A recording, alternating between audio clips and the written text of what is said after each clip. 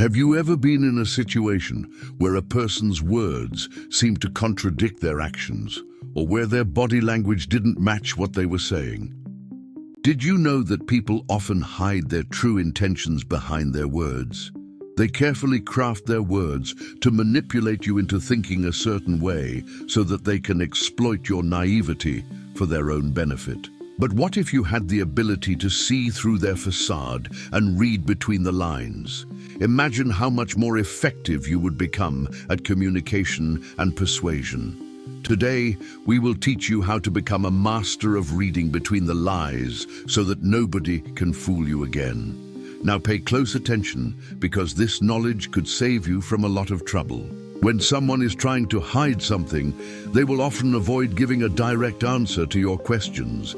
Instead, they will try to change the subject or give a vague answer that does not fully address your question.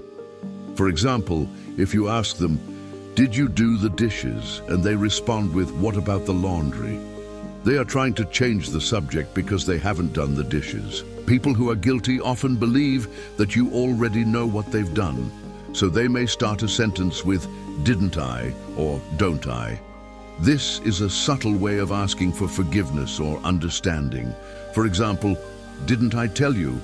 or "Don't I deserve an explanation?" By using this phrase, they are trying to shift the blame or guilt onto you by making it seem like you should already be aware of their actions.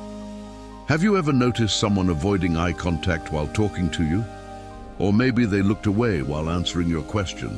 This is a sign that they are hiding something from you. They might be trying to avoid your reaction, or they could be feeling guilty about what they've done. The secret they are hiding could be harmful to you if they knew you knew it. That's why they try to keep it hidden.